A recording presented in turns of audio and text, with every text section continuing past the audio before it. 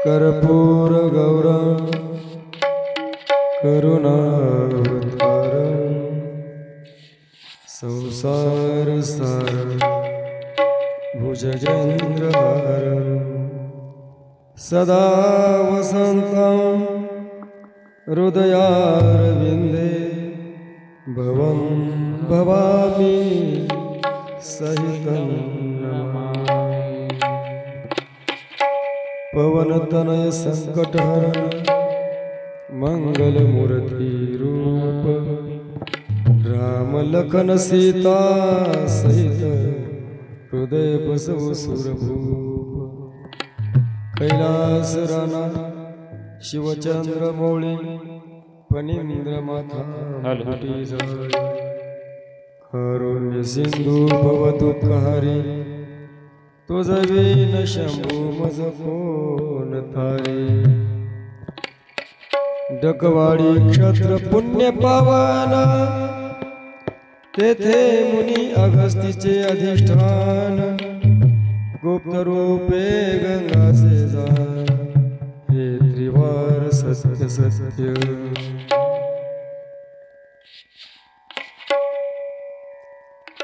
कुंडली कवरधारी विठ्ठल श्री ज्ञानदेव तुकाराम।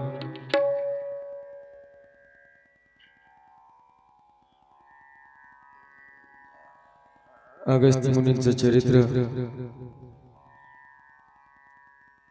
आपण गेले 4 दिवस पाहत आहोत।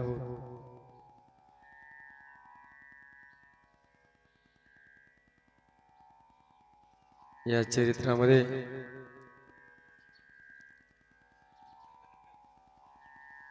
कालच्या कथेमध्ये आपण पाहिलं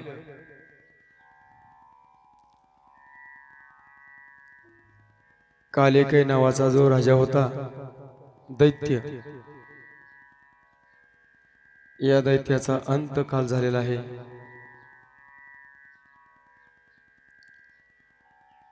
देव लोकाबरोबर युद्ध करणारा हा कालिके राजा, कालिके दैत्य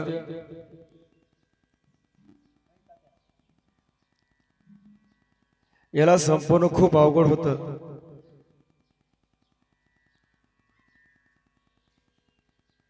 महाभारतामध्ये 18 अक्षयोनी एवढं सैनिक होतं। कौरव आणि पांडवांचं युद्ध झालं, मात्र ते युद्ध असं होतं सूर्यास्त झाल्याबरोबर युद्ध थांबायचं, संध्याकाळ युद्ध खेळलं जात नव्हतं। मात्र हा कालिकेय दैत्य होता दिवसा समुद्रामध्ये लपून बसायचं आणि संध्याकाळी युद्ध तो करत असे। आणि अशा अवस्थेमध्ये सर्व अगस्त्य मुनीला विनंती करतात आणि अगस्त्य मुनी अंतर्दृष्टीने कालिके कुठे लपून बसतो हे पाहिलं तर असा हा जो कालिके दैत्य समुद्रामध्ये आहे।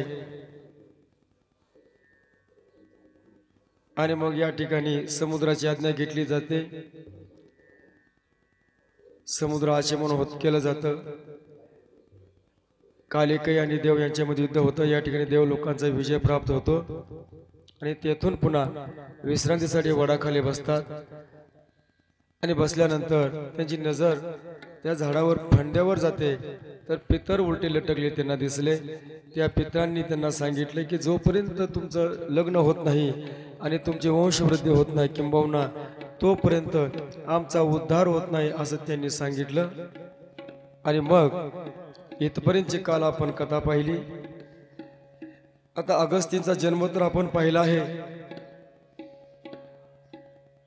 अगस्त्य मुनींचा जन्म आहे अयोनी आहे। मित्र वरुण यांच्या तेजापासून कुंभामध्ये जन्म झाला। हे असे कुंभज आहेत आणि पहाडाला हलवलं म्हणून अगस्ती हे नाव परिधान केलेलं आहे।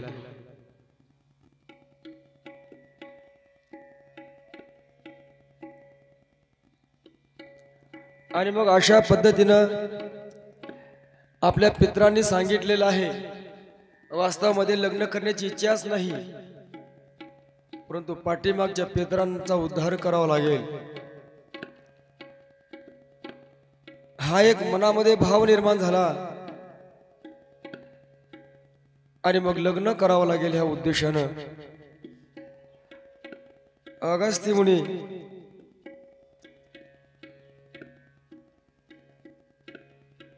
स्वतः या ठिकाणी पितृ उद्धारासाठी लग्नासाठी तयार होतात।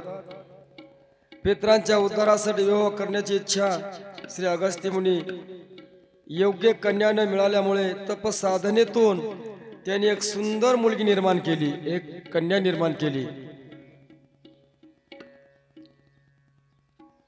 अगदी तपसाधनेतून स्वतःने एक मुलगी तयार केली, छोटस एक कन्या निर्माण केली। तुम्ही मला कशी निर्माण केली हो कन्या? जसं की आपल्या गोरक्षनाथांनी मातेला एका भस्म दिलं, त्या मातेने भस्म उकंड्यामध्ये टाकलं आणि तिथून पुन्हा या ठिकाणी मच्छिंद्रनाथाने दिलेल्या भस्मातून गोरक्षनाथांचा जन्म होतो। आणि त्याचप्रमाणे या ठिकाणी एक तेजपुंज, एक स्वतंत्र, एक बाळ, छोटी एक कन्या एक उत्पन्न केली, तयार केली। आणि ही कन्या विदर्भ नरेश निमी क्रथपुत्र भीम नावाचा राजा, या राजाकडे ती सांभाळ करण्यासाठी मुलगी दिलेली आहे।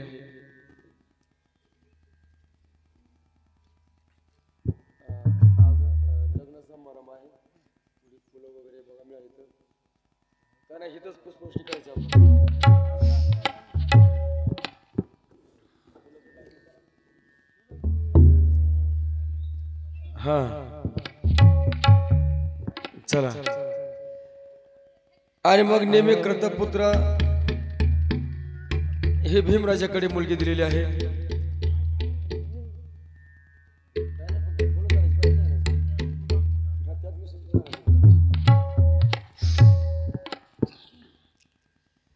राजा व त्याची धर्मपत्नी,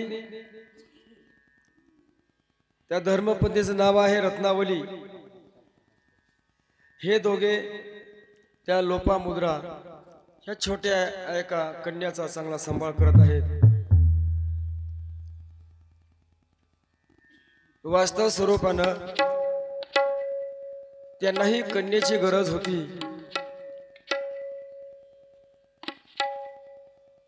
प्रेम देऊनी वाढविती राजा राणी आनंदाने. आणि मग त्या दोघांनी काय केलं तर त्या छोट्याशा मुलीला अगदी आनंदाने वाढवत आहेत. या ठिकाणी पुराणामध्ये लोपामुद्रेचं नाव कौशितकी हेही नाव आहे आणि वरप्रदा हे दोन नावं लोपामुद्रेची आहेत. वरप्रदा लोपामुद्रा ही मुलगी उपवर म्हणजे विवाह करण्यायोग्य झालेली आहे. परंतु योग्य वर मिळत नाही. योग्य वर मिळत नाही.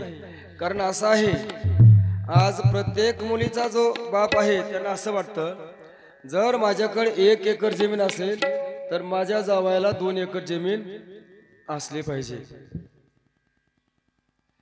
ज्यांच्याकडे ज्या मुलीच्या बापाकडे 5 एकर जमीन आहे त्याला वाटतं की माझ्या जावयाकडे किमान 2-3 एकर जमीन पाहिजे.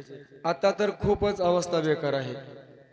प्रत्येकाला वाटतंय की माझी मुलगी सरकारी नोकरदारही असावा, तो शेतकरी असावा, शेतकरी असावा, पण माझी मुलगी शेतात जाऊ नये. किंबहुना प्रत्येक आईवडिलांना वाटतं की माझ्यापेक्षा श्रीमंती आणि त्या जावायची असावी. खूप त्या दोघांनी प्रयत्न केला, मात्र इच्छित जो वर आहे ते वर मात्र प्राप्त झालेला नाही आहे. आणि अशा अवस्थेमध्ये एक दिवस देवाचे गुरु बृहस्पती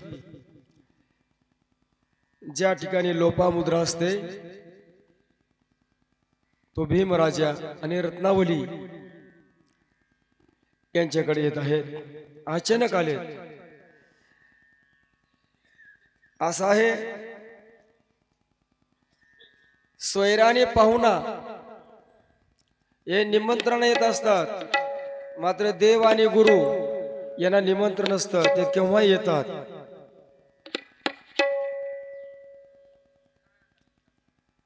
एके ठिकाणी असं आलेलं आहे,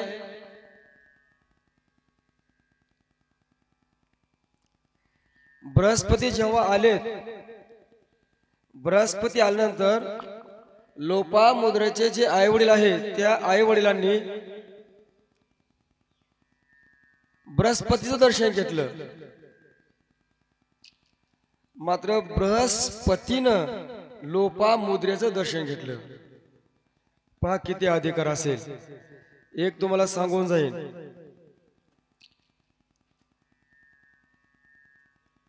वडिलांना तिघाचं दर्शन करायचं नाही. वडील जे असतात ना, जे पुरुषानं तिघाचं दर्शन करायचं नाही. ते 3 जण कोणते आहेत? एक,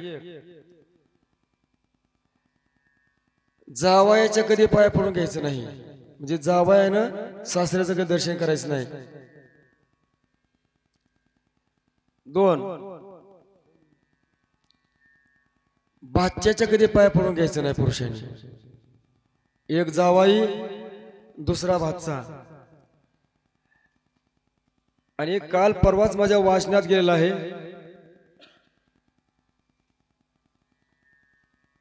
मुलीला एक आपल्या पाया पडू द्यायचं नाही. कारण शास्त्र असं आहे, मुलगा जन्माला आल्यानंतर सर्वांना आनंद होतो, तो भाग वेगळा आहे. परंतु जेव्हा मुलगी घरामध्ये येते तेव्हा बाप म्हणतो की माझ्या घरामध्ये लक्ष्मी जन्माला आली. मुलगी ही लक्ष्मी असते आणि ती लक्ष्मी असल्या कारणानं कन्यादान केलं जातं. कारण लक्ष्मी विकता येत नाही, ती दान करावं लागते, म्हणून ते कन्यादान आहे. शास्त्रामध्ये आहे ते, तो घेण्याचा प्रयत्न आपला आहे. आणि मग बृहस्पती स्वतः समोर येतात आणि ती जी मुलगी असते उपवर झालेली, जी लोपामुद्रा, हे लोपामुद्रा दर्शन करतात. त्या पाठीमाग आणखी एक कारण आहे.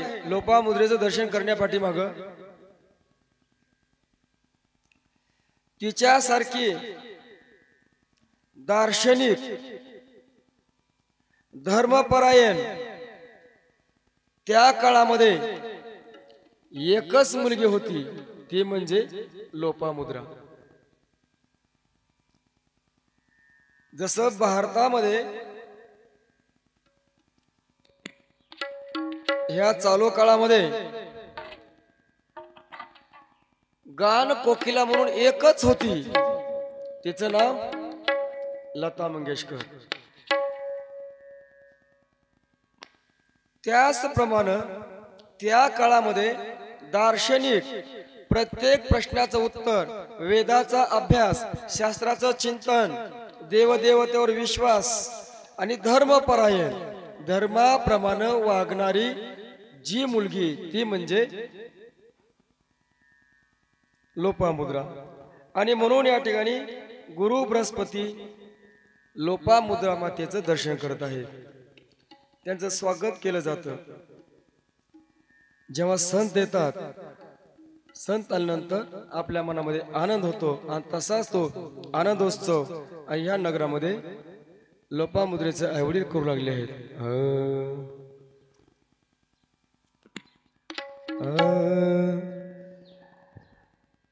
धन्य आज देन संत दर्शनाचा,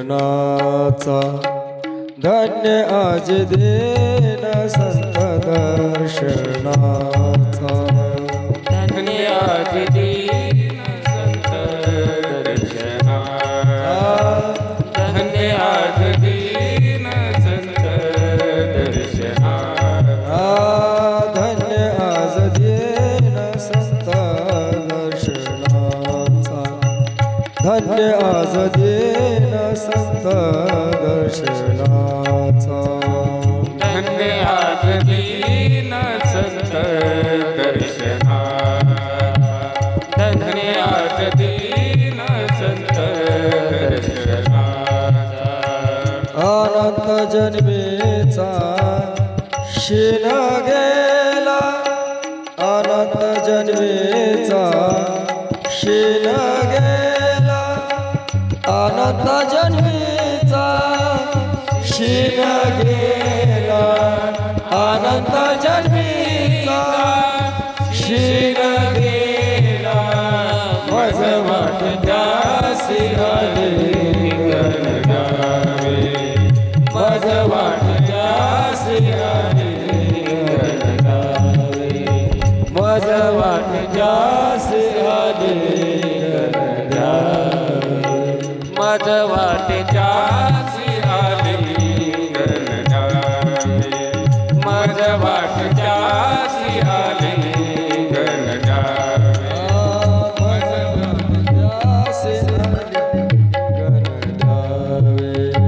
कधन सोडावे चरण त्यांचे, कधन सोडावे चरण त्यांचे, मज वाट त्यासी आले गणगावे, मज वाट त्यासी आले गणगावे, मज वाट त्यासी आले गणगावे. मज वाट त्यासी आले गणगावे, मज वाट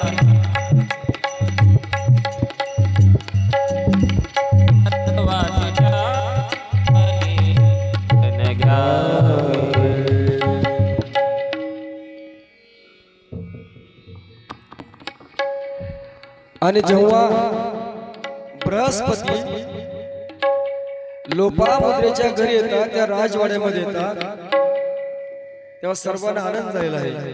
धन्य आजी दीन संत दर्शनाचा, आनंद जन्मेचा शीन केला, धन्य आजी दीन झाले संतांचे दर्शन, झाले पापा तुटे दैन्य गेले उठा उठी. आनंद झाला मला, इतका आनंद झाला ना.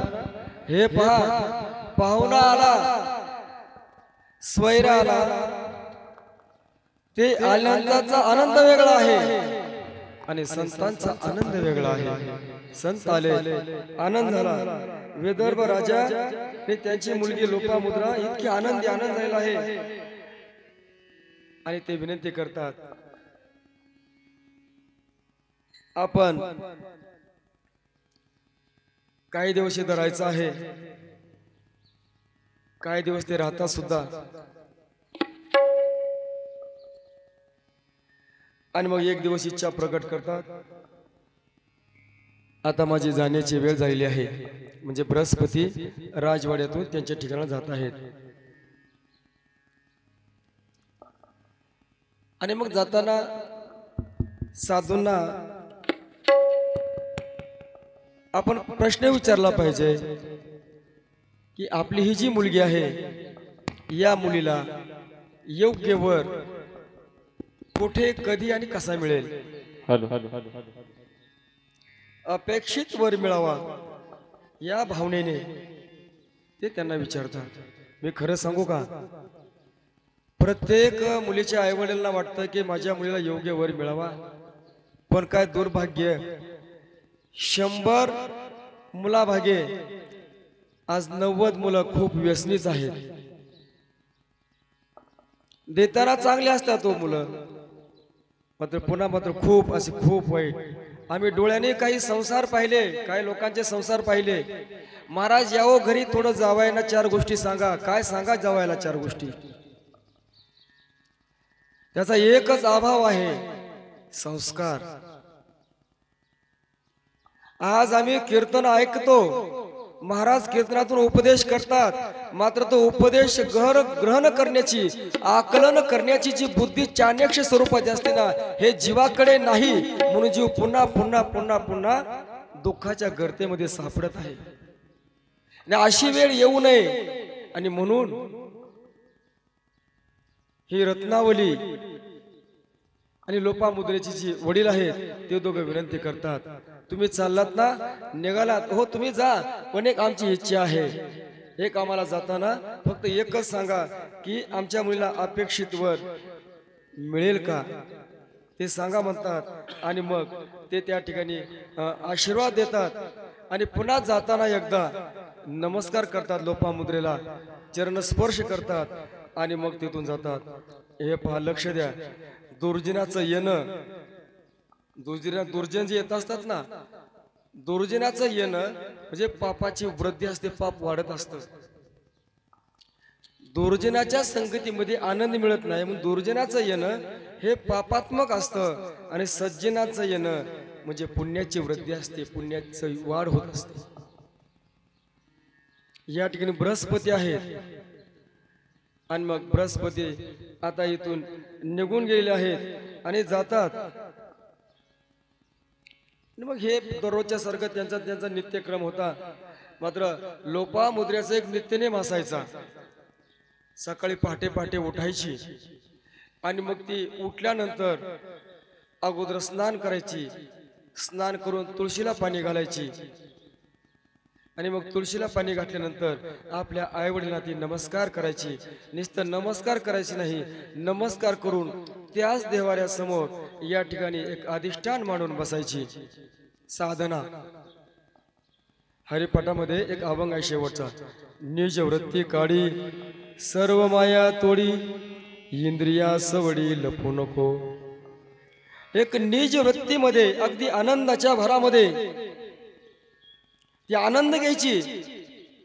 आणि जितकी ती मुलगी देवघरासमोर जाऊन भगवंताच्या नामचिंतनामध्ये तल्लीन समाधी अवस्था ती भोगायची, ध्यान धरण्यामध्ये, ते त्या आईवडिलांना खूप छान वाटायचं.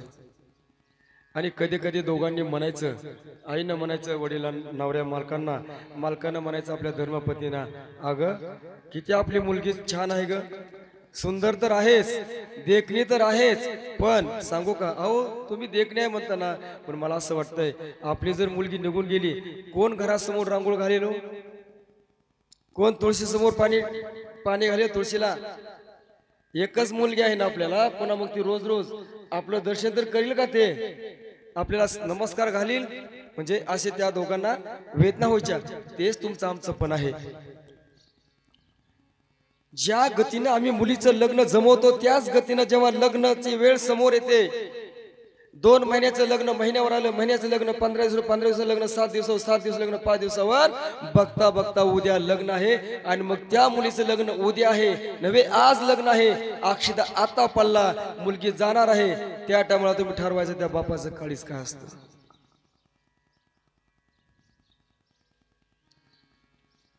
आनंद झाला, बृहस्पती निघून गेले आहेत. पूर्ण धार्मिक छंदामध्ये लोपा मुद्रा बुडालेली आहे. आणि इकडं मात्र जे पित्र आहेत, या पित्रांनी त्यांचा उद्धार व्हावा म्हणून अगस्त्य मुनींना सांगितलं होतं की जेव्हा तुम्हाला वंशवृद्धी होईल, तुम्ही लग्न कराल आणि वंशवृद्धी, तेव्हा आमचा उद्धार होईल. आणि जोपर्यंत तुम्ही लग्न करत नाही आणि तुम्हाला संतान होत नाही, तोपर्यंत आम्ही असेच झाडाला उलटे लटकणारे आहोत. म्हणून इकडे अगस्त्य मुनींचं जी अवस्था आहे ना, ही अवस्था बेचैन अवस्था झालेली आहे. अखंड शिवजीचं स्मरण करणारी अगस्त्य मुनी, अखंड भगवान प्रभू रामचंद्राचं स्मरण करणारे ते अगस्त्य मुनी, अखंड ध्यान धारणेमध्ये असणारे तेच अगस्त्य मुनी आज आपल्या पितृ लोकांचे ते स्मरण करतात. मला त्यांचा उद्धार करायचा आहे, मला माझं लग्न करायचं आहे. मग त्यांनी खूप शोधाशोध केली. हो, मला सांगा आता, आत्ताच्या काळात अमोल महाराज, आत्ताच्या काळात, आता माझं लग्न झालं 2001 ला, पण असं समजा की आज माझं 25-26 वर्ष आहे आणि मी जर समजा मुलगी मागा गेलो तर माझं लग्न झालं असतं का? ह्या आताच्या काळात अर्धा एकर जमीन, महाराज आहे, सेवा तर दिल तेवढे घेतो ना, तर पैसे पण घेत नाही, झालं असतं का लग्न? नाही, कारण आज अपेक्षा लोकांच्या वालेल्या आहेत. मात्र तो काळ आहे अगस्त्य मुनींचा, तपस्वी वेशामध्ये, साधू वेशामध्ये. आणि मग अशा अवस्थेमध्ये अगस्त्य मुनी थोडं स्मरण केलं आणि मग अगस्त्य मुनी विदर्भ नगराकडे जात आहेत, विदर्भ राजाकडे. आणि मग त्या विदर्भ राजाकडे गेल्यानंतर अगस्त्य मुनी आल्यानंतर जसं बृहस्पती आले त्यांचं स्वागत केलं, तसंच स्वागत या ठिकाणी अगस्त्य मुनींचं स्वागत केलेलं आहे. आल्यानंतर त्यांना बसण्यासाठी आसन दिलेलं आहे. ऋषी आहेत, त्यांची पाद्यपूजा केलेली आहे. त्या ठिकाणी थोडा फलाहार खाण्यासाठी दिलेला आहे. अगस्त्य मुनी संतुष्ट झालेले आहेत. आणि मग मात्र तो राजा अगस्त्य मुनी समोर जातात आणि विचारतात, येण्याचं कारण काय? आता येण्याचं कारण काय म्हटल्याबरोबर अगस्त्य मुनींनी स्पष्ट सांगून टाकलं, अरे राजा, मला तुझ्या मुलीबरोबर विवाह करण्याची इच्छा झालेली आहे. जेव्हा अगस्त्य मुनीने ही इच्छा प्रगट केली का, तेव्हा दरदरून घाम आला, दरदरून घाम आला. कपडे ओले चिंब झाले त्या राजाचे. जो टोप होता ना, सोनेरी टोप, टोप काढून ठेवला खाली, इतका घाम आला त्या राजाला.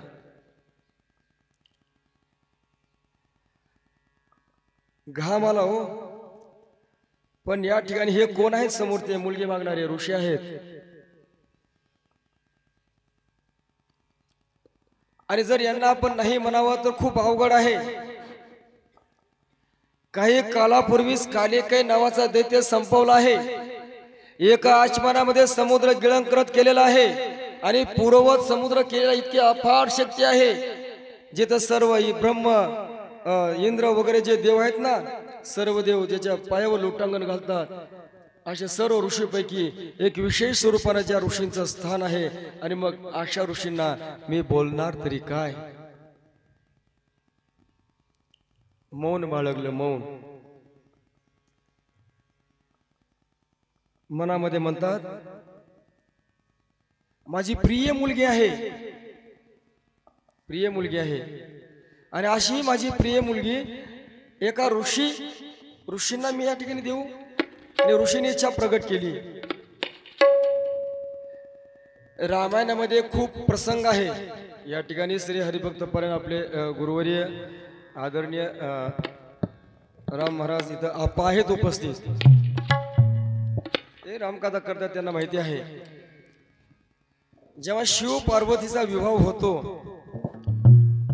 दक्षाच्या यज्ञामध्ये, पार्वती मातेची का उपेक्षा होते. आणि जेव्हा विवाह होतो तेव्हा तुझा नवरा असाच ग, तो सापच घालतो काय, तो खूप थोडा भाग आहे तो विचित्र भाग आहे, तेवढा तसा तो विनोदाचाही आहे आणि ते तशी ती भूमिका सत्य आहे. किंबहुना त्याचप्रमाणे या ठिकाणी येते तशी अवस्था आहे. हे तर ऋषी आहेत, हे शेतामध्येच राहतात, ह्याच्यामध्ये डोंगरामध्ये राहतात, झाडामध्ये राहतात, जंगलामध्ये राहतात. नाहीतर काय आहे हो, हे जे आपलं अगस्त्य मुनीचं ठिकाण आहे, असं कोणी सांगेल का की या ठिकाणी 60 वर्षापूर्वी अवस्था काय होती? 60 वर्षापूर्वी कोण सांगेल?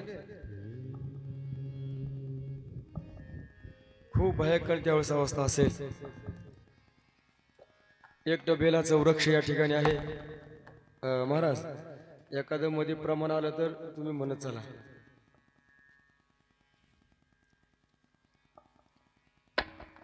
खूप खूप भयानक अशी अवस्था होती. ते एकटं ते झाड असेल, बेलाचं छोटं मोठं झाड असेल, पार असेल नसेल, मी तर म्हणतो काही दिवसापूर्वी पार सुद्धा नव्हता नसेल अगस्त्य मुनीचा. एक त्या ठिकाणी ती 12 तेवढे असेल. आणि कधी कुणी काळी अगस्त्य मुनी तपश्चर्या केली म्हणून त्या काळामध्ये आपले पूर्वज असतील नसतील आताचे तेही सांगता येत नाही. ही मूर्ती असेल असंही सांगता येत नाही. पूर्वीच्या काळामध्ये जेव्हा देवाची स्थापना होत होती ना, तेव्हा असे मूर्त्या वगैरे ठेवायचे नाहीत, मग असे दगड मांडायचे. एखादा दगड पण असेल, पण अधिष्ठान अगस्त्य मुनींचं आहे. तशीच अवस्था माझी जर मुलगी ह्या ऋषींना दिली तर मग काय होईल? कुठं जंगलामध्ये राहील, कुठं दर्या कपाट्या खोऱ्यामध्ये, कुठं गुहेमध्ये तपश्चर्या करायला जाईल. ही माझी सुंदर नाजूक ही माझी मुलगी, मग ही मुलगी काय करेल? कारण कसं आहे, लेकुराचे हित वाहे माऊलीचे चित्त.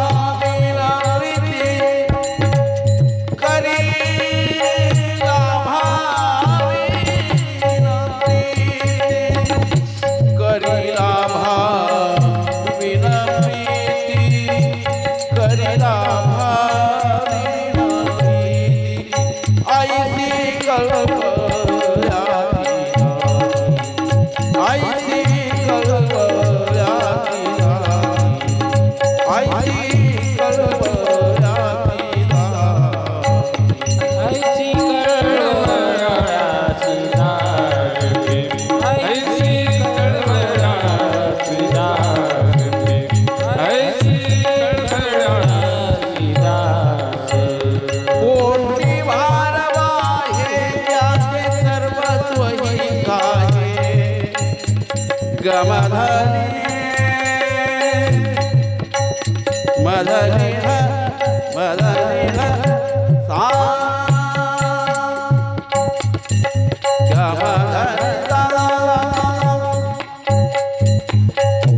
कोटी भार आहे त्याचे सर्वस्वही साहे त्याचे सर्वस्वही आईसी कळवळा आईसी कळवळा आईसी ऐसी कळवळा तुझा ऐसी कळवळा तुझा ऐसी कळवळा तुझा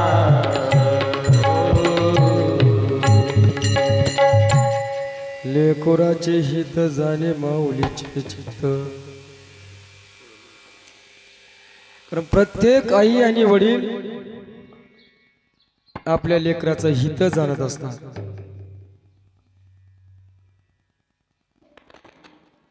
मुनींनी इच्छा प्रगट केली. लक्ष द्या, हे दोघ आई वडील कुजबुज करत आहेत. बाहेर आसन टाकून दिलेलं आहे आणि ऋषी बसलेले आहेत. सहज लोपामुद्रा आई वल्लाकडे जाते आणि विचारते, काय झालं नेमकं? चेहरा सुकलाय गाई तुझा? बाबा काय झालं सांगा ना बाबा, तुमचा चेहरा सुकलाय बाबा, काय झालं तुम्हाला सांगा, का बोलत नाही तुम्ही? खिन्न झाले दोघही. काय सांगावं लेकराला?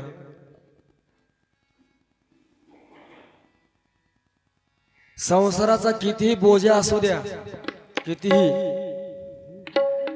आणि आपली लेकरं जर चांगली शाळा शिकत असतील का, त्या बापाकडे पैसा नसू द्या, आणि मुलानं फोन करावा, बाबा मला आज आता 1 तासामध्ये मला ऑनलाईन फोन पेला 10,000 रुपये पाठवा. बापाकडे तर 1ही रुपया नाही. अहो फोन पे काय त्याला माहितच नाही. ऐका,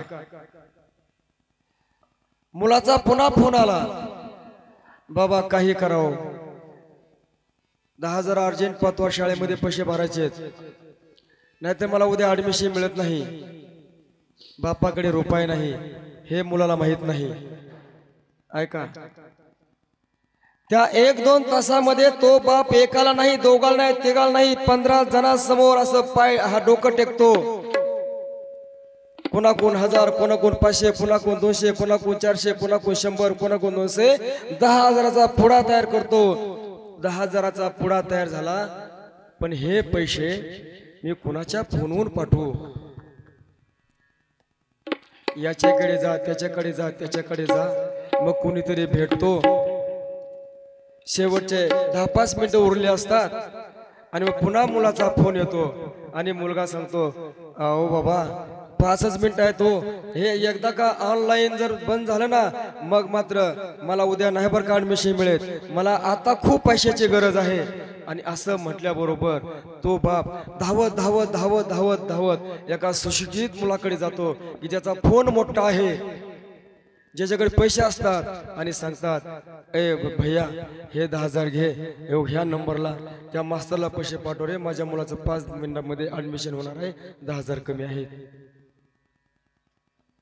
पैसे बाप पाठवतो. मुलाला माहित नाहीत पैसे कसे बापाने गोळा केले. त्याचं कारण आहे, जे आपले हित जाणतात ना जगाच्या पाठीवर, प्रथम हित जाणतात ते आपले आई वडील असतात. मला बाकीचं अध्यात्म सांगायचं नाही. हे जन्म देणारे आई बाप, पुन्हा की दुसरे आई बाप, मला ते नाहीत बोलायचे. मात्र आपण ह्या चालू घडीमध्ये पाहिलं तर खरोखरच आई वडिलांचे मुलावर खूप उपकार असतात. अगं सांग आई, सांग ना, का तू दुःखी आहेस? का तुझा चेहरा असा ओरमला? का तू आनंदी नाहीस? अगं तू मग आनंदी होतेस. आणि मग ते आई वडील त्या मुलीला सांगतात, अग कौशितकी तिचं नाव आहे वरप्रदा लोपामुद्रा. हे जे आहेत ना बाहेर दारामध्ये बसलेले त्यांना आपण आसनावर बसवलंय ते अगस्त्य मुनी आहेत. बघ ना त्यांच्या दाढी कशी आहे, त्यांच्या जटा कशा आहेत, बघ त्यांचे कपडे कसे आहेत. आणि ते तुला मागतात. मागतात म्हणजे काय ग? अगं ते तुला मागतात म्हणजे तुझ्या बरोबर लग्न करण्याची इच्छा प्रगट केली. बरं मग काय झालं? मग त्यांनी सगळं वृत्तांत सांगितलं, त्यांची कहाणी सगळी सांगितली. ते अशा आहेत तशा आहेत. आणि मग मात्र ते स्वतः लोपामुद्रा आई वडिलांना विनंती करते, मी तुम्हाला विनंती करते जे ऋषींच्या मनामध्ये आहे तेच होऊ द्या. जेव्हा मुलगी तयार होते ना तेव्हा आईवडिलांचा आनंद तो काही वेगळाच असतो. आणि मग त्यांना तो आनंद प्राप्त झालेला आहे. आणि आता मात्र या ठिकाणी कारण लोपामुद्रेनं अंतर्ज्ञानानं पाहिलं होतं, कारण ती अंतर्ज्ञानी होती. एक मी मगा तुम्हाला सांगून गेलो, बृहस्पतीनं का दर्शन केलं? बृहस्पतीनं दर्शन केलं त्याचं एक कारण आहे, ही जी लोपामुद्रा जी होती ना एक धर्मपरायण मुलगी होती आणि दार्शनिक होती. कारण ती तयार झाली कशी? अयोनी एक फुलं असतील किंवा माती असेल एक मंत्रातून तयार झाली. केली अगस्त्य मुनींनीच. त्यांनाही माहित नव्हतं की ही माझी पुढे धर्मपत्नी होईल म्हणून, पण पितरांनी इच्छा व्यक्त करण्यासाठी केली. आणि जगामध्ये मला दुसरी मुलगी कुठलीच नाही आणि मग मी ज्या राजाकडे जी मुलगी दिली तीच मुलगी मी पत्नी करून घेईन. आणि म्हणून हे लोपामुद्रेनं अंतर्दृष्टीने पाहिलं आणि मग सांगितलं काय नाही मी लग्न करण्यासाठी तयार आहे. आणि तयार म्हटल्यानंतर आता विवाहाची तयारी सुरू झालेली आहे. विवाहाची थोडं टाइम आहे आणखी विवाहाला, पण महाराज मंगलाष्टक एक म्हणता ना तुम्ही, पुन्हा एक मंगलाष्टिका म्हणायची. तोपर्यंत सर्वांना विनंती आहे, फक्त सूचना आपल्याला कथा 5 वाजता संपवून टाकायची. नाही मला नाही मंगलाष्टिका आहे. महाराज म्हणते ही मूर्ती आहे ना, हे जे फोटो आहे तिथं खुर्ची आणायची, तात्या खुर्ची त्याच्यावर काहीतरी एक वस्त्र टाका आणि फुलं असे कुठून जवळ येऊन फुलं तिथं टाकायची बरं का, म्हणजे मंगलाष्टिका तिथं टाकायची, असं इतरत्र पडू द्यायची नाही. एक खुर्ची आणा त्याच्यावर काहीतरी एक वस्त्र टाका. ठीक आहे वस्त्र. आणि मग विवाहाची तयारी झालेली आहे. विवाहाची तयारी होत असताना सर्व ऋषी मुनी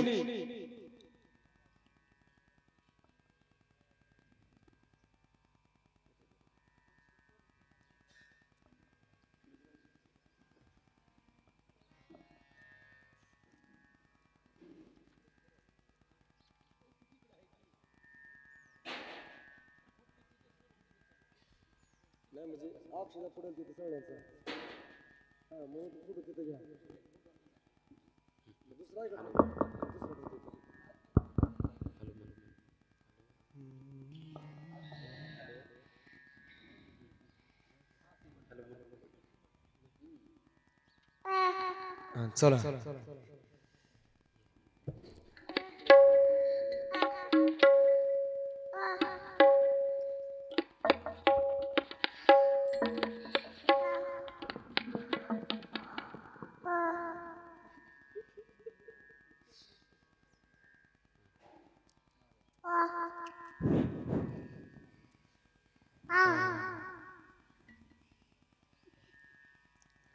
आणि आता विवाहाची तयारी झालेली आहे.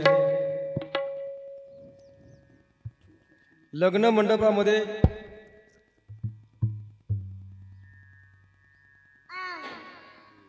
अगस्त्य मुनी यांच्याकडून अनेक ऋषी मुनी सिद्ध साधक तपस्वी येऊ लागले आहेत. या ठिकाणी बृहस्पती देवाचे गुरु ब्रह्म विष्णू महेश हे सर्व येऊ लागले आहेत. आणि अशा अवस्थेमध्ये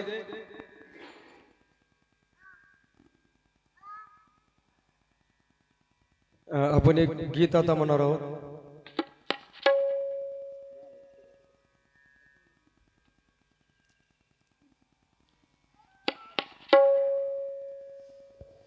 आणि सर्वत्र गीत गायलं जातं, सर्वत्र आनंदाचं वातावरण आहे. वृक्षवेली असेल, तो परिसर असेल, नदी नाले ओढे, सर्वांना आनंद झालेला आहे. पितरांनाही आनंद होत आहे, कारण आपल्या वंशामध्ये अगस्त्य मुनींचं लग्न होत आहे आणि आता आपला उद्धार होईल या उद्देशानं त्यांनाही आनंद झालेला आहे.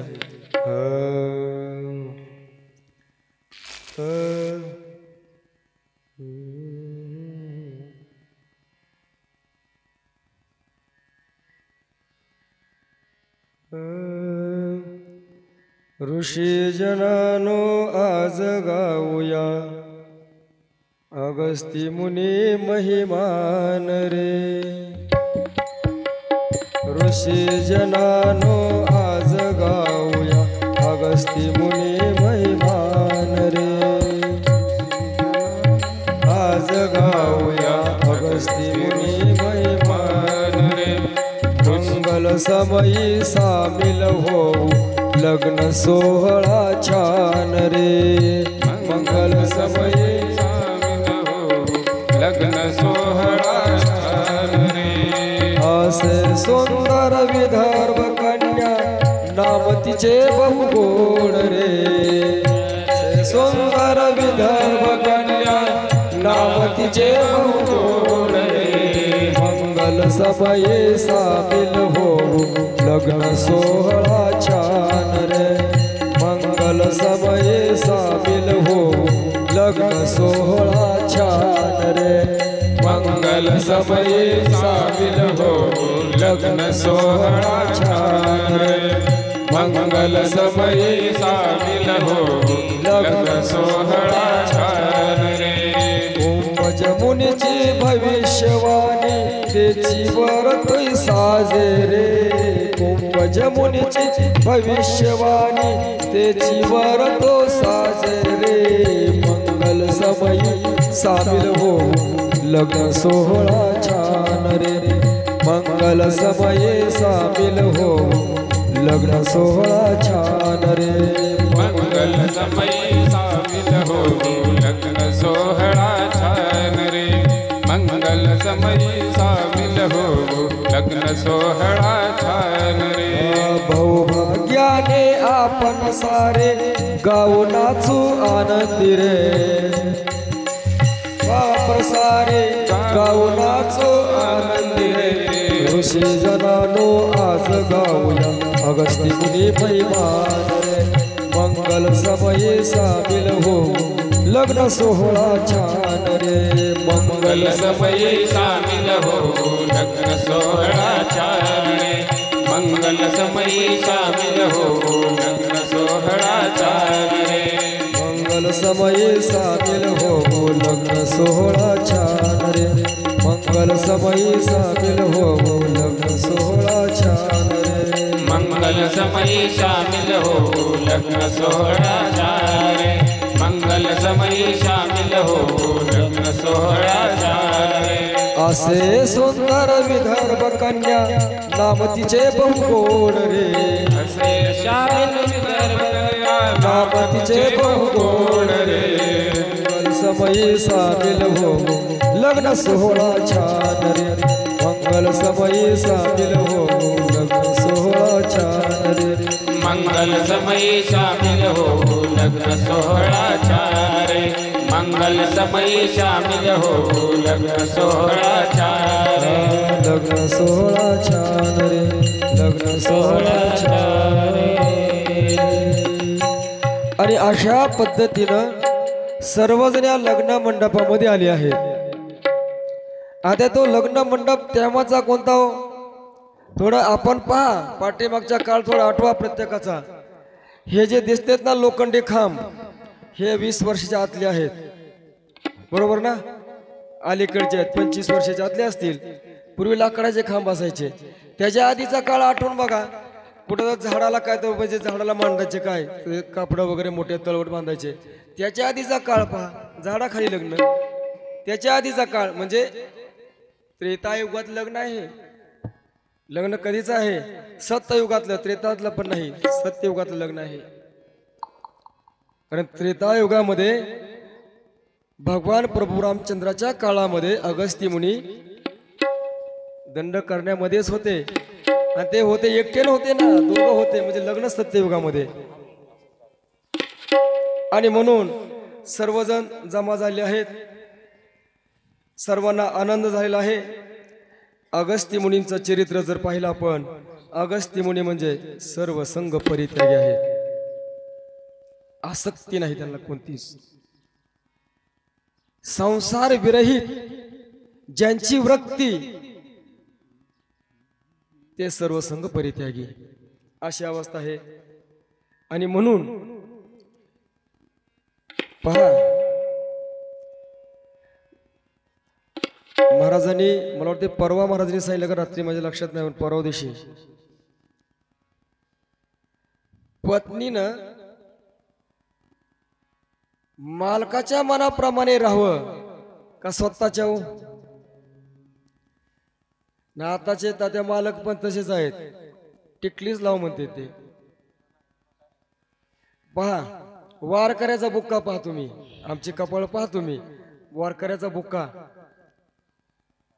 जसा आमचा वारकरी बुक्का देतो ना, का काळी टिकली आपल्याला लिहू वाटत ना का महाराज आपा ना. काळ्या टिकल्या अजून निघाल नाहीत, जरी निघाल्या का बघा. म्हणजे बुक्का जो आहे तो बुक्काच आहे. आणि म्हणून मालकाच्या आज्ञेनुसार वागावं. मालकाला काय आवडतं ते.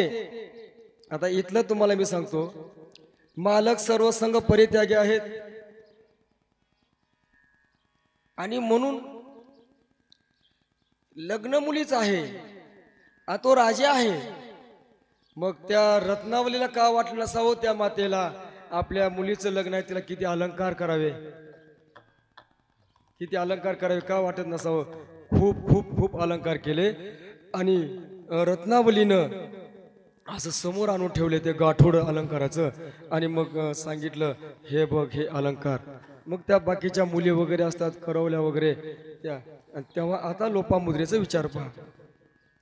लोपामुद्रेनं अलंकाराचा त्याग केला. एक त्याचं कारण माझे मालक सर्व संघ परित्यागी आहेत. दोन, त्या लोपामुद्रेनं राजवस्त्र आणि आभूषणाचा सर्व त्याग केला. साधे वस्त्र परिधान केलेले आहेत. आणि आता ती लग्न मंडपामध्ये आलेली आहे. अगस्ती मुनींचं जे चरित्र आहे, बस रामायणामधील कथा आणि अगस्ती मुनींची कथा त्याच धर्तीवर चालतात. जेव्हा वनवासाला भगवान प्रभू रामचंद्र जात आहेत, वनवासाला राम निघाला सोडूनी अयोध्येला. राम हा वनवासाला निघाला. संपवायचे 5 वाजता. आणि मग राम वनवासाला निघत असताना कौशल्य माता सांगते हे राजवस्त्र तुझ्या अंगामध्ये राहू दे. पण मला सांगा, त्या जानकीनं, त्या सीतामातेनं राजवस्त्र सोडून साधं वस्त्र परिधान केलं आणि प्रभू रामचंद्रावर गेली. इथंही तेच आहे. इथं फक्त एक आहे, तो वनवासाचा प्रसंग आहे आणि हा लग्नाचा प्रसंग आहे. तिथं मालक अयोध्येचा राजा आहे. लग्न होताना काही कमी नाही. ज्या ठिकाणी माझी मुलगी जाईल त्या ठिकाणी सुखी आनंदी जीवन जगणार आहे. ती जनकाची अवस्था आहे. इथं तसं नाही महाराज. माझी मुलगी जाणार आहे ना, तिला आयुष्यभर दुःख आहे. उन्हात पावसात झाडाखाली तरी सुद्धा आनंदाने या ठिकाणी सर्व आभूषणाचा त्याग करते, सोन्याचा त्याग करते, अलंकाराचा त्याग करते, राजवस्त्राचा त्याग करते, साध्या वस्त्रामध्ये परिधान होऊन या ठिकाणी आलेली आहे. आणि आल्यानंतर जेव्हा लग्न मंडपामध्ये आलेले आहे, आता मग लग्न मंडपामध्ये काय आहे हो? आता आपण वेगवेगळ्या स्वरूपाच्या माळा घालतो, पण त्या ठिकाणी फक्त 2च माळा आहेत, 2च माळा. आमच्या अगस्तीच्या गळ्यामध्ये कोणत्या माळा आहेत? फक्त 2च माळा आहेत. एक रुद्राक्षाची माळ आणि दुसरी तुळशीची माळ.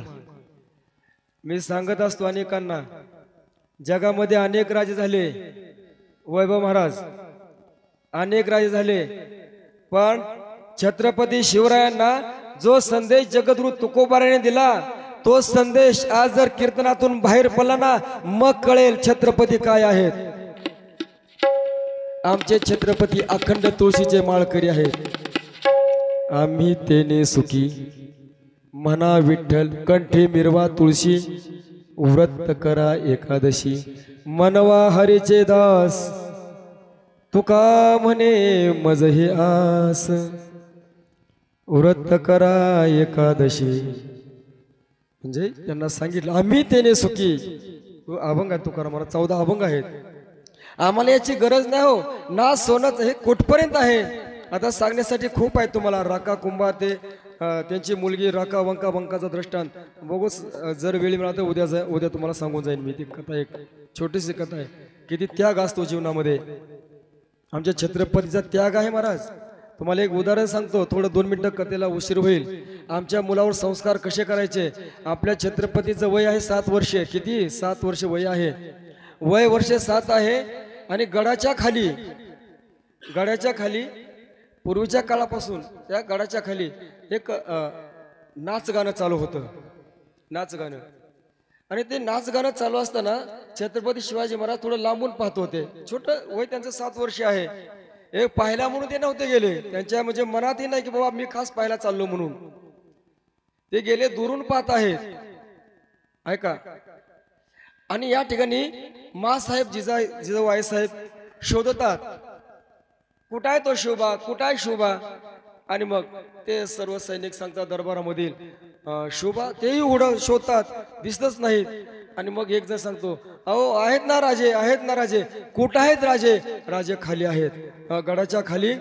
ते नाच काम चालू आहे. आणि ते थोडं मित्राबरोबर गेलेत पाण्यासाठी. घेऊन या त्याला, घेऊन या त्याला. आणलं छत्रपती शिवरायांना, घेऊन या त्याला. आणलं. आणि आणल्यानंतर आई साहेबासमोर हात जोडले. का आई साहेब, का शोधता मासाहेब तुम्ही?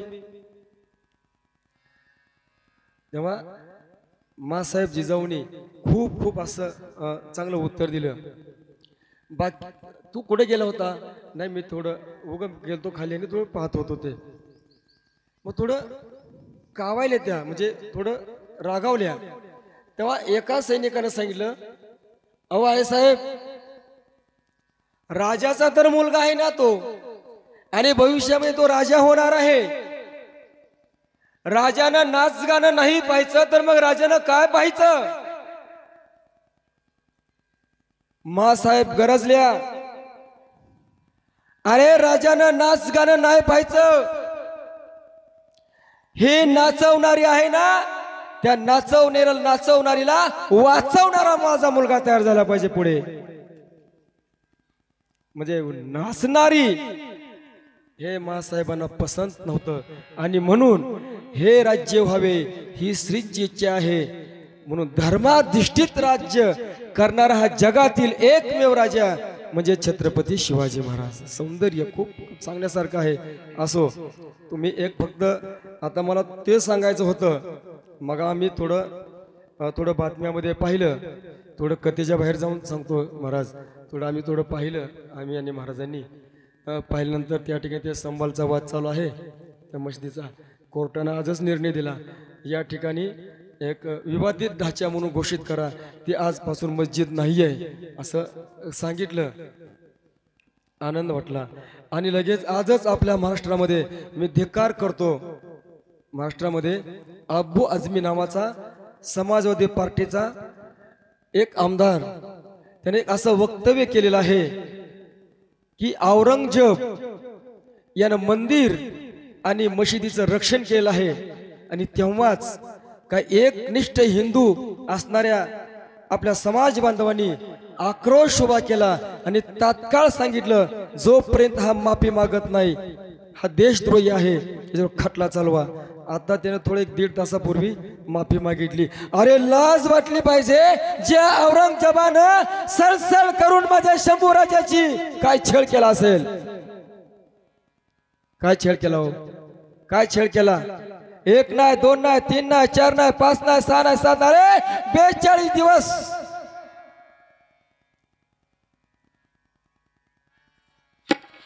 साधा एक काटा मोल्ला. अगं आई ग,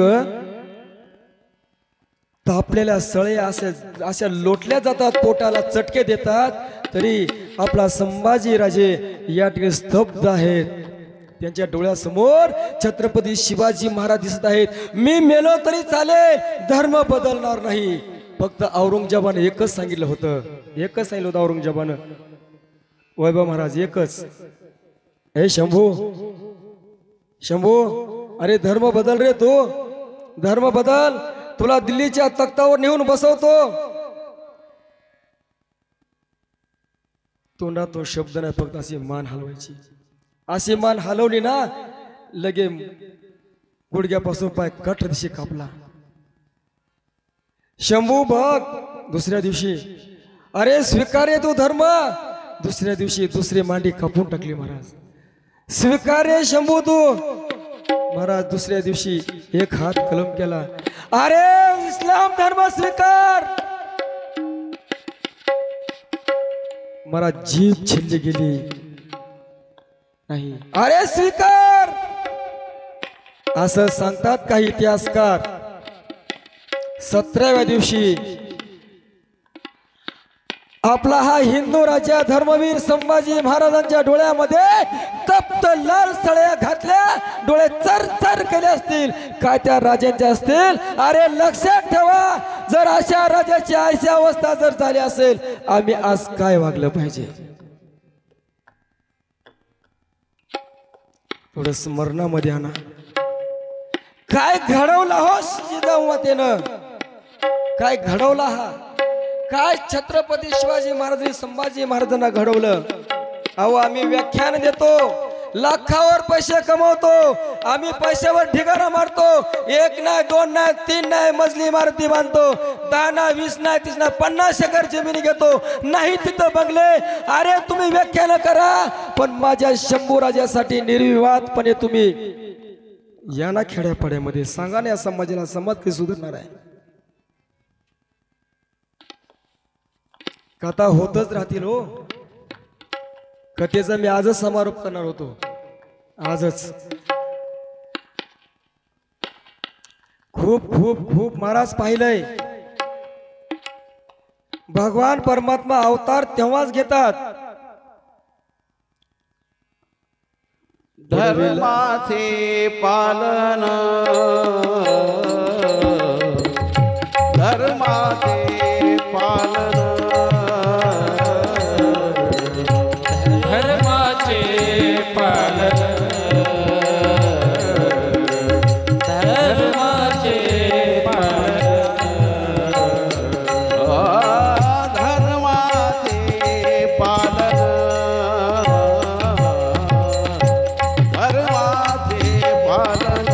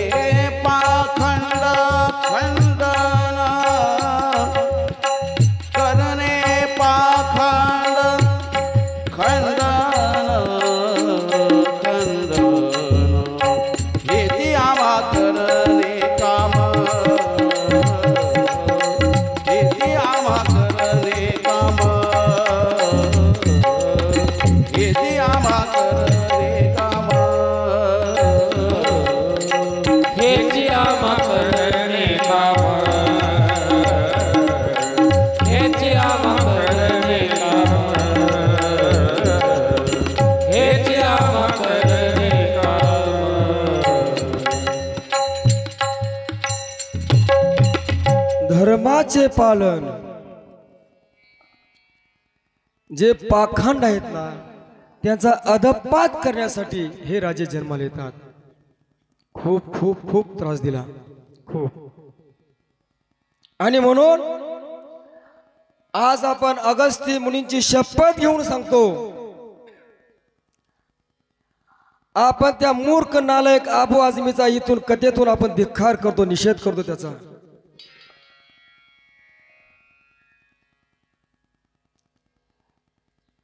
औरंगजेब हा दयाळू नव्हताच, त्याने एकही मंदिर नाही वाचवलं. त्याला इतिहास साक्ष आहे. आपला जास्त लांब जायचं नाही. त्याने खूप खूप त्रास केला. विषय फक्त निघाला होता. आपले छत्रपती हे माळकरी आहेत, वारकरी संप्रदायाचे आद्य प्रवर्तक आहेत. आणि म्हणून या ठिकाणी अगस्त्य मुनींचं या ठिकाणी अलंकार काय आहे तर या ठिकाणी रुद्राक्षाची माळ आहे आणि तुळशीची माळ आहे. म्हणून इतर जे या ठिकाणी हार तुरे आहेत ते बाजूला सरण्यात आले. आणि आपली ही जी लोपामुद्रा आहे या मातेनं सुद्धा आपल्या अंगामध्ये रुद्राक्षाची माळ आणि तुळशीची माळ असे परिधान केलेले आहे. आणि आता हे सर्व लग्न मंडपामध्ये आले आहेत. स्वतः त्या लग्न मंडपामध्ये सर्व देव लोक आहेत. आता लग्न लावायत या ठिकाणी ब्राह्मण कोण आहेत? देवाचे गुरु आहेत. कोण आहेत? देवाचे गुरु. कोण आहेत ते? बृहस्पती आहेत. आपण काल दैत्य गुरु पाहिलं ना, दंडकवनाचा शाप दिला वगैरे. मग अगस्त्य मुनीने तो शापमुक्त दंडकवन कसा गेला काल पाहिलं. मग आज आपण काय पाहतोय?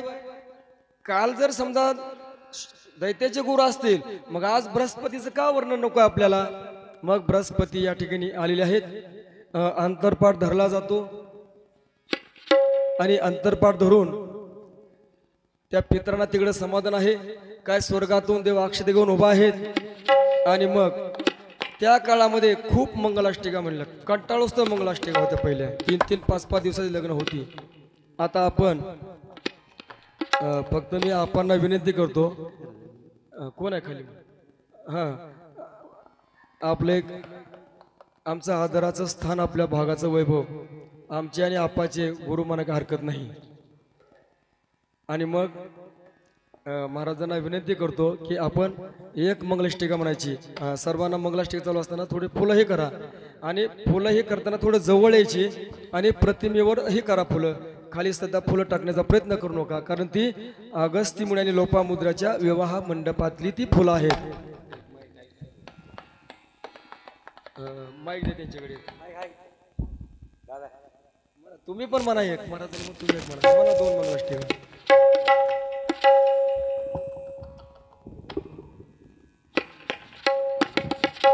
श्रीराम जय जय राम.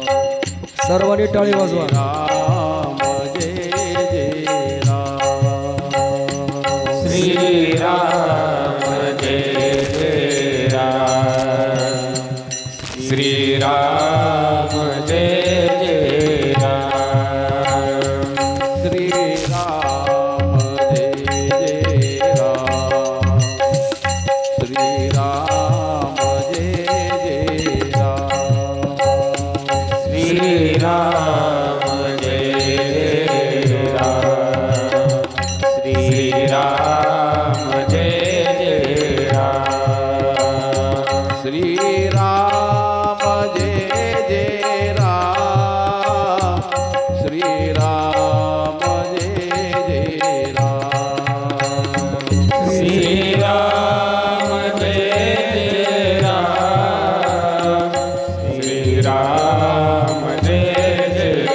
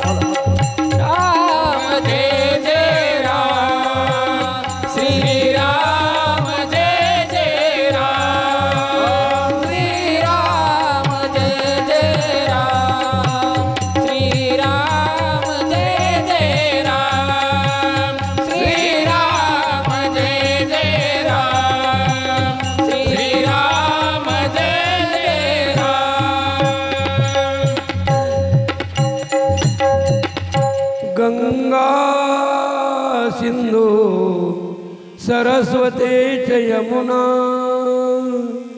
गोदावरी नर्मदा कावेरी शरयो महेन्द्रतनया शरमन्वते वेदिका क्षिप्रा वेत्रवती महासुरनदी ख्याता गया गंडकी पूर्णा पूर्ण जले समुद्र सहिता कुर्या सदा मंगलम शुभ मंगल सावधान।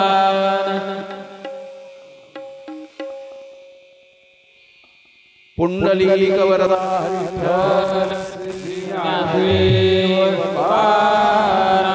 अगस्त्य मुनि भगवान की जय।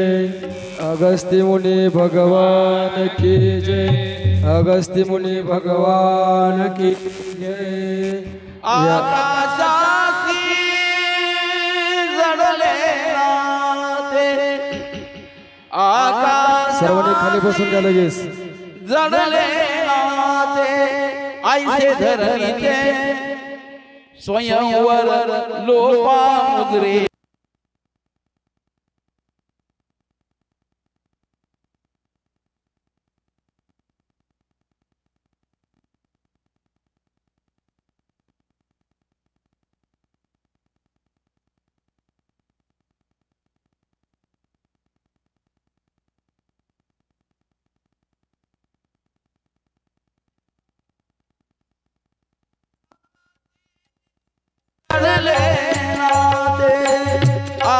आकाशासी जडले राते ऐसे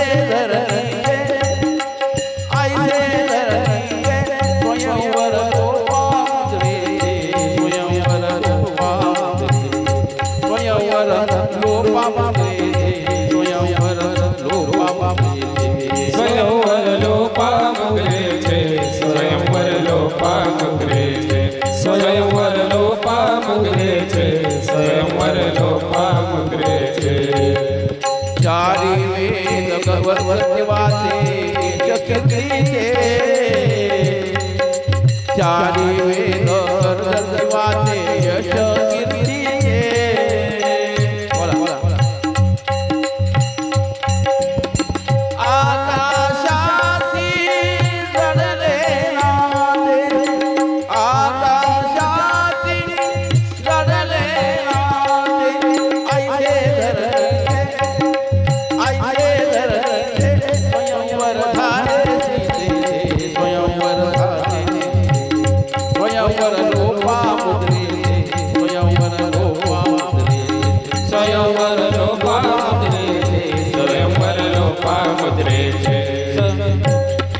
स्वयंवर लोपामुद्रे स्वयंवर लोपामुद्रे स्वयंवर लोपामुद्रे स्वयंवर लोपामुद्रे आकाशासी जडले नाते आकाशासी जडले नाते धरणी मातेचे स्वयंवर लोपामुद्रे स्वयंवर लोपामुद्रे स्वयंवर धरणी मातेचे स्वयंवर लोपामुद्रे स्वयंवर लोपामुद्रे